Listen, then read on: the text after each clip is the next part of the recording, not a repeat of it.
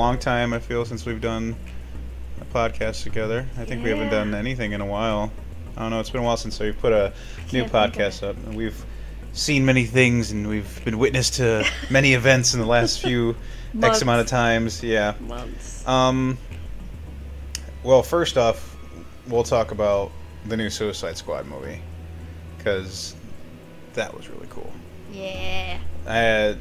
Yeah, for sure. Like one of the better ones I've seen in ever. It was fun. Yeah. And when's the last time a superhero movie has been fun? Guardians of the Galaxy, where you're just like, well, this is gonna be weird.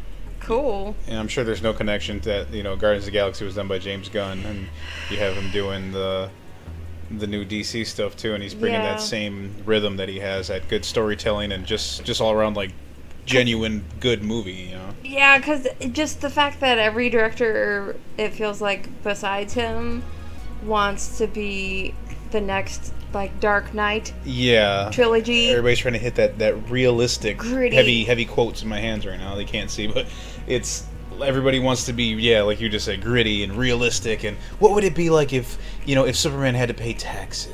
It's like, I don't want to see Batman pay taxes. Yeah, like let's watch Green Arrow go to the store and see what kind of preference of milk he has. Like, I don't really care for that stuff. You're watching a comic book movie because it's not grounded in reality, and you want to see all the origin stories happening, where it's like, this is where they got their nickname. This is where their hairstyle came from. Well, that's the thing. They do that in Suicide Squad, but it's literally like when natural, when Ratcatcher's talking to Bloodsport, and they're driving in the vehicle, and he looks off to the side, and she gives like a really quick rundown of her origin story, and he does the same thing.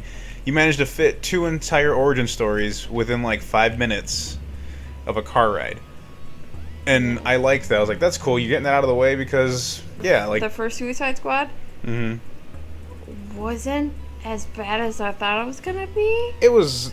It could have been a million times better, but it wasn't. I've seen worse movies, and I don't like the metallic teeth Joker. Jared Leto scares me in not a good way.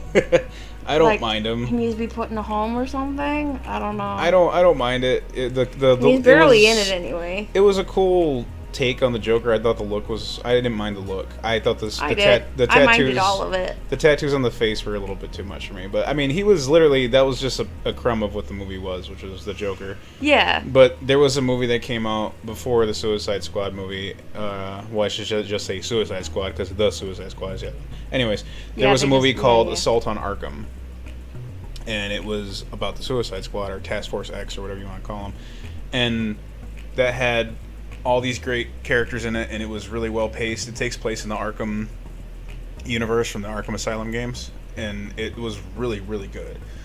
And I thought when the Suicide Squad movie came out, it had Jared Leto, and they showed him as the Joker, and you saw Harley Quinn, and you saw Deadshot, and you seen Captain Boomerang, and I was like, whoa, like, are they just going to do, like, the Assault on Arkham thing? And then they were like, well, Batman's in it, too. And I'm like, dude, it's going to be just like that, like, because they were... I don't remember Batman in it. I've seen both of the Suicide Squad movies once, so be nice to me, Internet.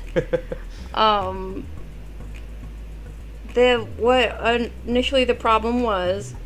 is that the trailer for the original Suicide Squad did well, so they had the studio panicked, and they had those people cut the movie, and they've never cut a movie, so like, I don't know, man. Well, from what actually happened with that was a lot of meddling. So I would like to see that cut. One of the boys, I don't remember who it was, might have been Idris Elba, saying like, hey, what about this cut? You're whining about the Zack Snyder cut.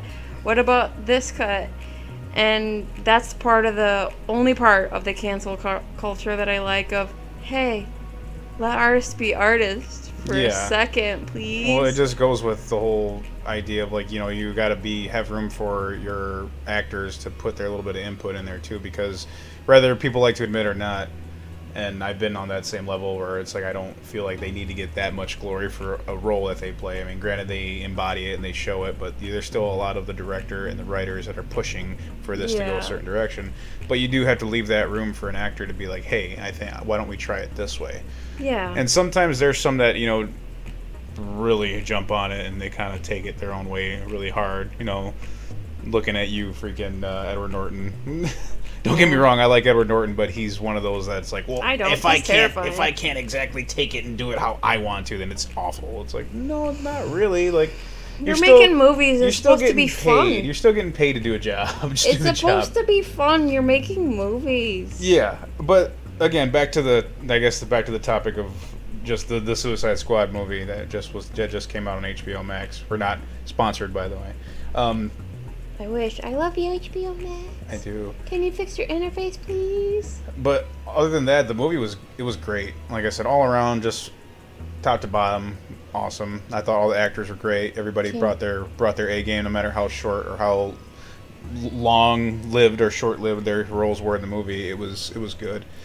I really liked that feel of it because, spoiler, not all of them make it, but that was pretty clear from the trailer. Yeah. And the fact that it's called the Suicide Squad, what's her face? The scary lady? Amanda Waller. She doesn't give a crap about these guys. Yeah. Like, the whole thing about charges in the head, like, she doesn't care she was at all. Probably like, they're taking up space. She was probably the truest one to how the characters are portrayed is probably her. Oh, yeah, she's great. Yeah, it's definitely her, I would say. She's scary. She's very scary. And I think that's why that works, because that would be the only kind of person. Well, in the comics too, she's that. In the comics and animated stuff, she's always been like, she's heartless. She doesn't give a damn. Like, get the job done or I'll kill you, and she does that very well. Like, she's not afraid to get her hands dirty. No, not at all.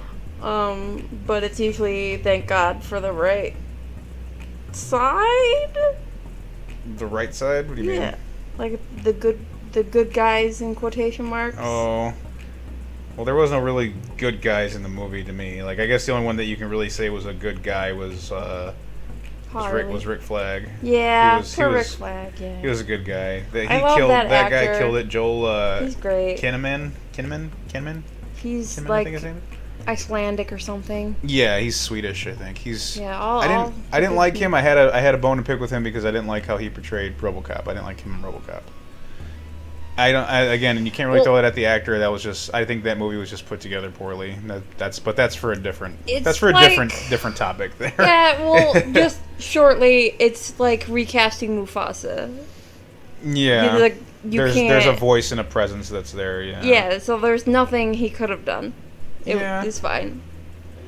Maybe I don't know. It wasn't awful, but it was not what I wanted, and I guess it's just because the original one I'm so close to that one. But his role in Alter Carbon on Netflix, that one, he was great in that one. He was really good. Viola Davis was the name of the girl, or is the name of the lady who plays Amanda Waller. But back to her for a quick second. Amanda Waller was great, and I like they kept her signature like look, you know, the suit dress kind of thing, and she's got the pearl necklace, and like I really liked that, and I liked her.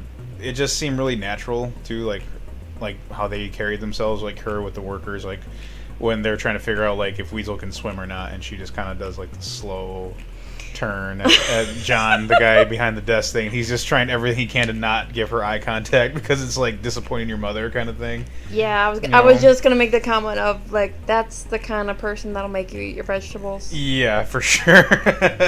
Nathan Fillion, I know that's one of the guys that's close to you because of Firefly and a lot of other work that he's done, and he's pretty great in that movie. He's a beautiful human. Yeah, TDK was pretty awesome. A bright shining light in anything. He's got a big old smile. He's ready to party. He doesn't care what's going on. He's just there to have fun. One of my favorite scenes is when he stands up and he does his move. And he's like, TDK, you're on! And he stands up and he like makes it seem like, okay, like he's gonna shoot energy. Makes a stance. And he detaches his arms because I knew who that was because I've kept up with DC and stuff, and I was like TDK. I'm like, I wonder how gross this is gonna look. Nowadays it's a quick Google. Yeah, well, I'm just thinking to myself like, I wonder how gross they're gonna make this look, and it looked pretty gross because if you ever catch any old pictures of like back in the old like 1980s art of TDK and you see his arms like. it's so gross, like where they go into, because they look like little buttholes. Like his arm, it looks really unsettling. Like Sphincter, how the artist drew them. No, they look like buttholes. That's what they are. I'm not gonna be blight about it. They look like little buttholes. It's not really. So cool. was that the era of comic writers when they were just like on all the drugs? Is Probably. 70s, I wouldn't. 60s, 70s were drugs. I wouldn't be past that. I don't think. Ja Courtney. I was a little upset that he wasn't in the rest of the movie. I was kind of looking forward to Boomerang. I did because I don't really care for Captain Boomerang. He's like one of my least favorite characters in DC. He's not very interesting. He's not interesting, but he's the kind of alpha male that's been portrayed in lots of things. Yeah, like why can't I be the leader kind of thing. But they changed it up though. Who put you in charge? But they changed it up on the other one. He was just the drunk. He was just the drunk guy that's trying to get out of there as quick as possible, you know. And I was kind of looking forward to seeing something similar to that, but it didn't happen. But I think that was the thing. Like it was genuinely like it felt like a kid that you gave a bunch of toys to, and he's having fun and he's telling a story, and I liked that. I can't stress that or say that enough that I really, really enjoyed that. Yeah. About it. That's how it should be. Yeah, Mongol. Mei-Ling Ng, I guess how you'd say her name. The Mongola. She said she wants to be the female Arnold Schwarzenegger. She could probably pull it off. She's a brick house, man. Yeah, because she... of her, please. Well, Mongola, or however you want to say her name. I've only seen her in a couple of animated stuff. I don't really remember her from the comics, but I did see her in one of the Batman, the Brave and the Bold. Maybe it's one of those things where you don't see her a lot because she gets stuff done. There's no big, like... epic story. She just like, I gotta go take care of this, and I take care of it. I think it was one of the episodes of Batman Brave and the Bold where Mongol, which is Superman, one of Superman's villains, he's like this big mean like dude, and him and her are going back and forth, and pretty much the whole entire episode is Batman stuck in the middle of like a brother-sister squabble. Yeah. And it's between the two of them. And I would have like when I seen her, I'm like, that's so cool. Then she dies, and I'm like, well, damn. But then I told you right away. I always do at the beginning. But or at least I've been trying to.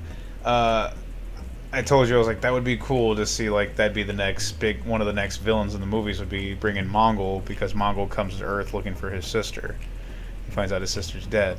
Like that would be cool. All the DC movies have been focusing on the Joker. Because of the cartoon, probably. Yeah, a lot of the villains. But there's a lot of stuff going on. Well, they just showed you right now, like how interesting the villains can be. Like this is all about the bad guys. Watching Young Justice, like the Sportsmaster or whatever. Like he doesn't have any morals whatsoever. Like he would be cool to see in live action. Just put like a big Olympian boy. Yeah. Artemis's dad. Yeah. The Sportsmaster? Yeah, Sportsmaster. I remember Bill by myself. Oh, I think the next villain I would like to see in film would be wow, I'm drawing a blank. Real Ra's al Ghul? No, not just Real Ra's al Ghul. Because I'm talking about the other guy, why am I drawing a blank to his name? He's the immortal guy. Ra's al Ghul? No. He's the caveman who's like immortal. He's lived through like years and years and years. He can't die. Not Sebastian. I can't think of his name. It'll come to me later on. Anyways, but more of the people from Suicide Squad. John Cena. Oh, we're gonna get demonetized for that. Peacemaker. I think his character was pretty great. About time that he was in one of these movies. Yeah, because I'm watching this guy. He looks like a mythical beast. Right, I'm watching this guy walk around. I'm like, what the hell? Like, this dude doesn't look real. Like, his arms are ridiculous, and he's shaped like a He-Man action figure. Like, and I loved watching him in the movie. Like, he was very serious all the time, but he still had that laid back like smirk that he did.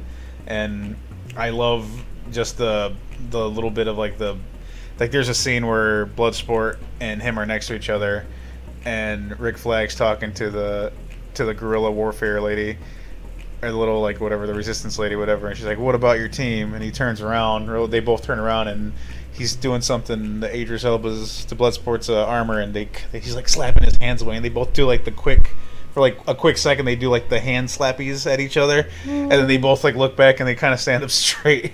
And that was like one of my favorite parts of the whole movie. It was so good.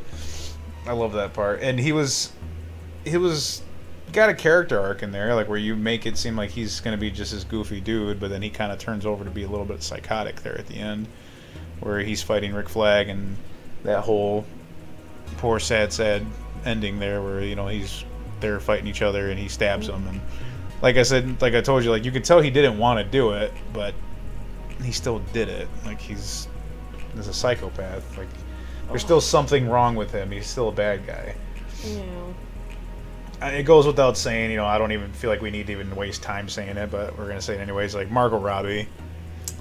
I mean, Harley Quinn, because she's basically like, Harley Quinn. Close your eyes, she sounds like the cartoon. She looks like the cartoon. She looks like the cartoon. She's having a blast. She started tattoos after freaking the first Suicide Squad. Yep. I loved her movie. People were all... Oh, the Birds of Prey was great. Birds of Prey was awesome. Like, for some reason, the first scene that comes to mind is that she's got a mad hangover and she just wants an egg sandwich, man. Yeah, she just wants an egg sandwich. And, like, I love Black Canary as well. And the fact that I saw her and she's a goddess. She's so beautiful. If you don't watch that coming out with a crush on her, you don't have a heart.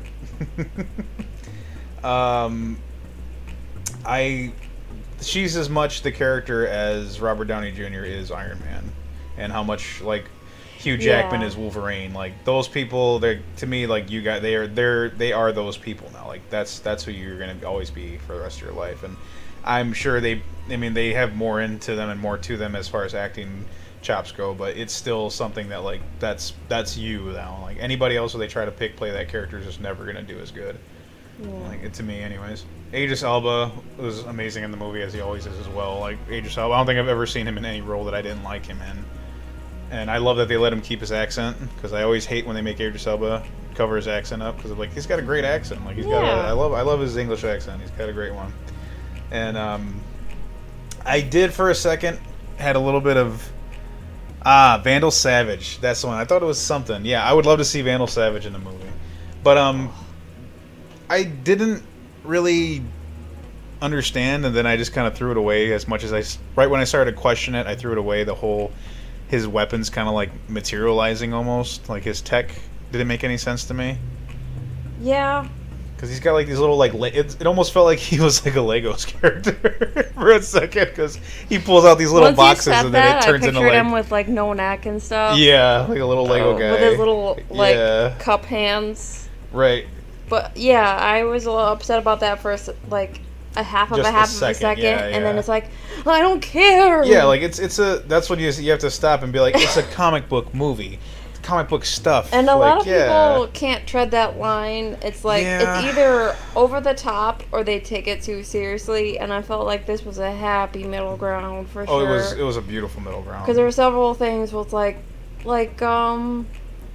the Godzilla vs. Kong, aka King Kong the Second. Yeah, Kong 2. Where like their sci-fi stuff wasn't grounded in reality enough for me, but it's a giant monkey and my Godzilla boy, so I guess that's fine. What bothered me about that was that they tried to explain everything that they were doing. It's like, you're making my eyes glaze over if you're trying to explain your sci-fi and your world to me. Just let it happen.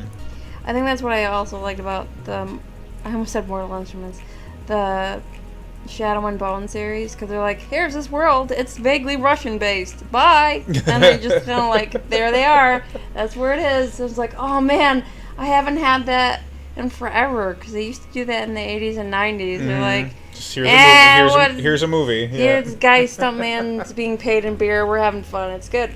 No, that was one of the biggest things. Like I said, I know we've said it over and over, but I'm gonna say it again, and I'll probably say it again later on. That it was a fun movie. It felt fun. It was it was entertaining, and it was a good story. Like, it was genuinely good story. Like, I know you've only seen it the one time, but I put it on as background when I'm like working out or whatever, and it's there, and I'm still like, I'm on the treadmill and my head's turned the whole time because I'm still watching it, and I've seen it like 3 or 4 times already, and it's like I'm probably gonna watch it 3 or 4 more times, like just like the Snyder Cut. Like, I watched Snyder Cut probably more times than I I'm should. surprised I didn't walk around the corner and see it in the background more. But can we please talk about the real star of the whole movie? That I couldn't see anything else when he was on screen. Oh, King Shark. My King Shark boy with his little jean shorts. Yes, King Shark was unreasonably cute. He was ridiculously cute. We love him because we watched the Harley Quinn cartoon. Yeah. And he has a fun little accent. Yeah. And he steals the show there, too. And I don't know if they were supposed to draw him scary, but I thought he was adorable. He had a little stubby little face and he was like little stubby little thing. He had like the little child mentality thing, which he just wants to have snackums. It's pretty cliche, but I thought it was fun. It was still good. I still enjoyed it. And Stallone, like, pretty much outdid like Vin Diesel as voicing a cute character, because that was like when he does the mustache, he's like, fake mustache, and he puts his own finger up over his face, and they're like, no, it's not gonna work, and he gets all pissed off and like storms away, and he's like, because he just wants to play with the class, he just wants to be involved. And it made me sad at one point they like leave the room just expecting that he knows to follow them, and he's like, where, like, he doesn't say anything, but he's like, where'd you go? He's like, well, I'm gonna go over here. Like, he doesn't understand the stakes to anything. And we both have been like walking around since the movie, and we just kind of randomly been going, bird. Yeah. It's just great. The best part, if we're doing like don't watch this if you haven't seen it yet. Well, clearly don't watch if you haven't seen it. Don't listen to this if you haven't seen it yet. They're walkie-talkie, and they're calling in. Like, okay, you're all clear over here, and he just is staring at a pigeon like he's never seen one before, and he just goes, bird. And they're like, how'd you even get this? So, like, I'm picturing them at one point, like, handing out the walkie-talkies, because, you know, who knows where they get equipment like that, just on the fly when they have to change their clothes. But, again, it's one of those suspend your belief, who cares. But that just had a flash of them handing out one, and him just like holding out his big fishy gross hand and be like, okay, we'll give it to him, but it'll be off, and then he figures out how to turn it on, and it's on the frequency automatically. So like, he's no, doing a thing. So like, just stand over here and try not to have people look at you. The one girl too, Daniela Melchiro, I think her name is Daniela Melchiro. I'm sorry, I'm butchering these names. The rat catcher. Yeah. She was adorable. She was beautiful. She was very, very cute. Like, she was just as cute as the rat that she was carrying around with her. With those little tiny, I couldn't tell if it was a backpack or like a little vest. I think it was a little bit of both. I liked both of them. Yeah, it had like a little bit of both in it. But yeah, and she was like, Idris Elba, love me. She was pretty great too. Like, I don't think I've seen her in anything else, and I definitely want to see more of her in movies, and I would like to see her reprise the role again. And I do like how they didn't really mention other heroes. Like, they one mention of Superman. That was it. Yeah, well, that's the fun thing of having a bunch of like bottom of the barrel villains, is that they don't care. I wish we were recording like video, because Ellie's covering her eyes, because I got on the background. I got the Suicide Squad cartoon playing, and they got the guy who held the helmet of I think it was Naboo or the Dr. Fate, and he's a male stripper now. He's just shaking his ass on stage. I don't understand the whole stripper thing, because like, I understand that they're people, right, and they're just doing it for the monies. And I don't get why you would go somewhere to get all hot and bothered and then just like go home. You never know. I mean, whatever floats your boat, whatever works. I just don't enjoy it. Anyways, back to the topic at hand. Sharks are cute. Yep, Ratcatcher was great. A nice little Easter egg / cameo appearance from Taika Waititi. As Ratcatcher 1, he was her dad, and I thought that was really cool to have him in there because him and James Gunn are buddies. So I thought that was cool that they were doing that. And it just he's such a busy boy, you know. And it just goes the circle of filmmaking, and like it's showing you that like these guys are dipping their toes in both ends of the pond. And I think that's really cool. Like they're in DC and in Marvel stuff, and it just that should be an example for people. Like a little nerd PSA for here. You don't have to choose a side. You like what you like. Just be happy that we live in a time now where you can see your caped heroes or your villains running across the TV screens, because there was a time where you had to just use your imagination. Be like anything that you came out, you would hold on to that one movie or that one cartoon preciously. Be like, that was the only one. You're like, when are we going to see it? And you got so many people being so critical now of that stuff, and I think that's my own quick little insert there. Is like love it all. Just love it all. You can like both DC and Marvel. It's like picking between like Star Wars or something and Lord of the Rings, and it's just like I like them all. I like all of it. Yeah.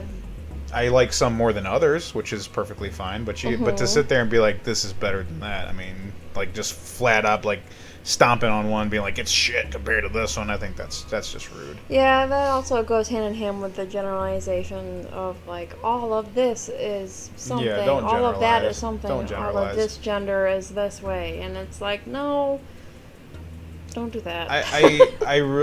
Back to the Suicide Squad thing. I was looking around and seeing like doing a little bit of research in the movies and stuff and checking it out, and they had real rats. There was some real rats on set, I guess. Because they smart. Yeah, and I think that's pretty cool. But I would like to, because the CGI was still pretty damn good in the movie. You can see a lot of it. Like King Shark looked awesome, and the rats were pretty cool. Does that mean we're gonna get a Street Shark movie? That would be cool. We didn't talk about yet the polka dot. Man. Aw, he was great. He's been in everything. That guy's been in so much DC stuff. He's been in so much Marvel stuff. He was probably the weirdest thing I've seen on screen. I can't say his last name. I don't want to butcher, but let's just say David Des. All right, I'm gonna butcher his last name. First letter. Des Matchlin.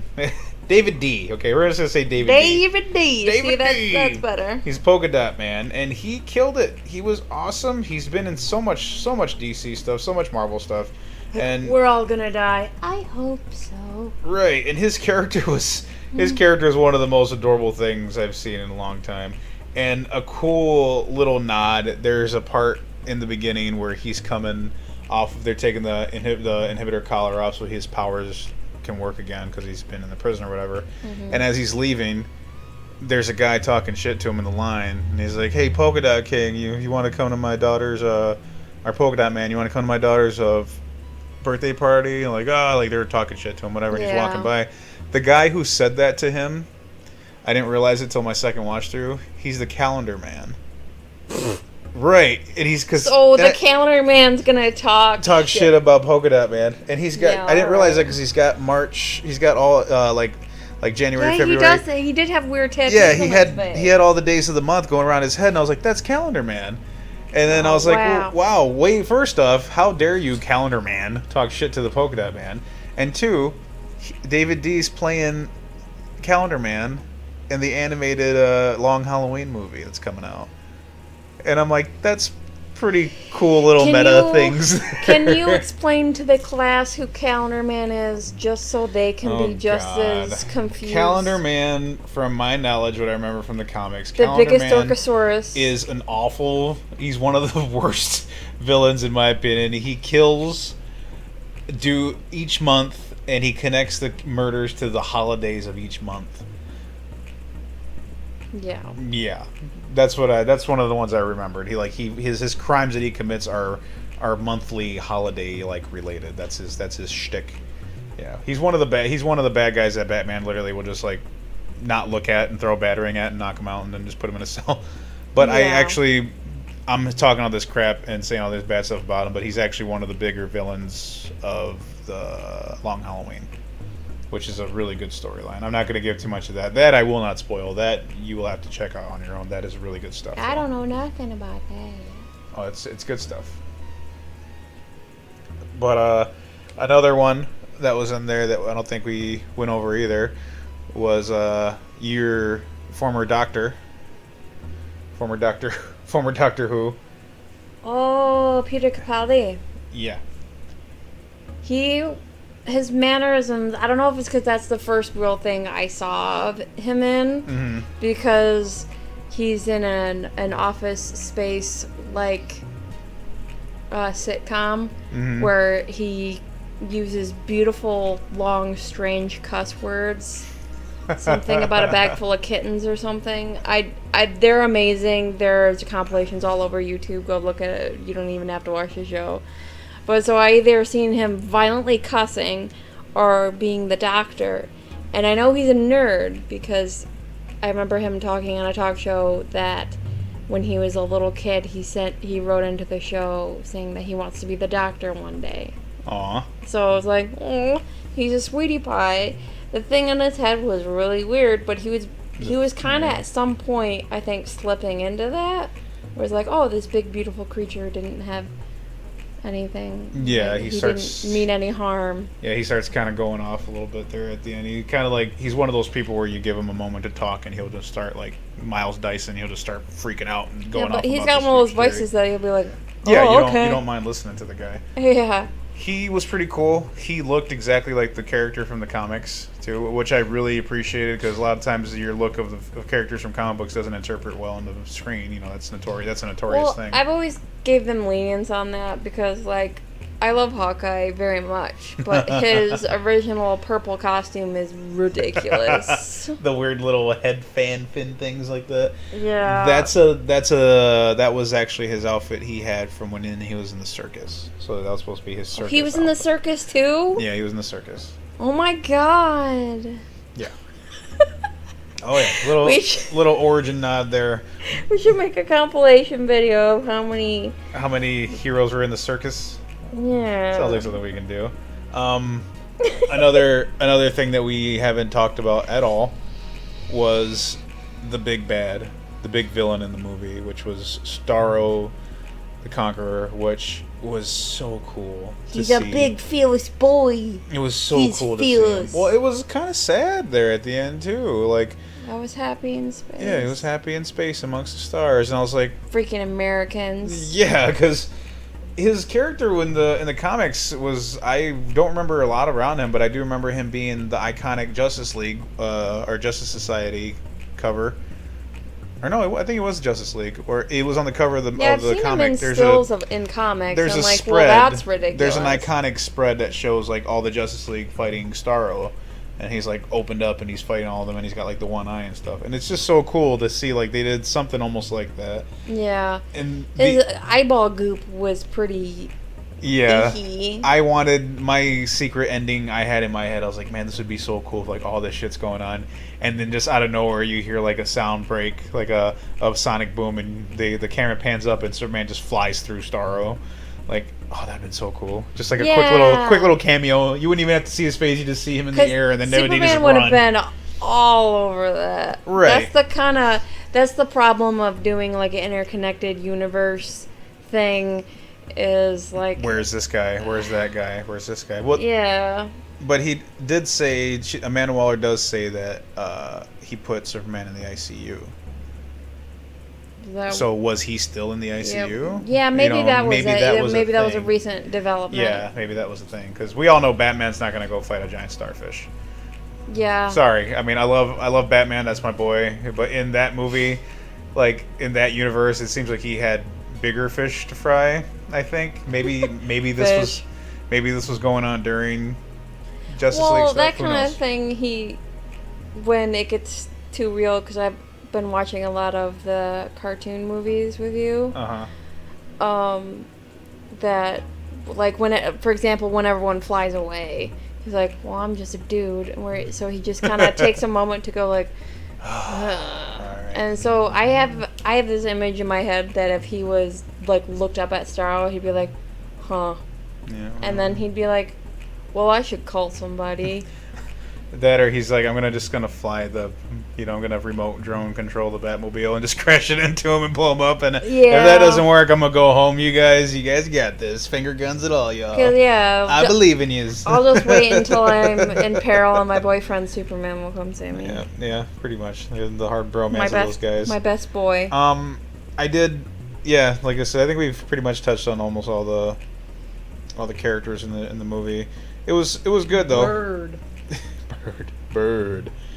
But no, if you haven't seen Suicide Squad, and what are you doing listening to us talk about it and spoil everything for you? And if you have seen it, then by all means, please comment down below all the things we got wrong or things that you loved and hated about the movie. Let us know. I'm curious to know. But yeah, this has been fun. It was nice to come back and do another one. I haven't done one in a while. Yeah, I still have sticky notes full of ideas to do. And we do. There will be more coming. We'll have more coming out, and we're gonna do another one. I think the next one I want to talk about new Masters of the Universe that hit Netflix a few weeks ago. Ooh. So yeah, thank you again for stopping by and checking out the podcast, and we'll have some more beautiful content for you all. Thank you for coming by, and see you in the next one. Bye. Bye.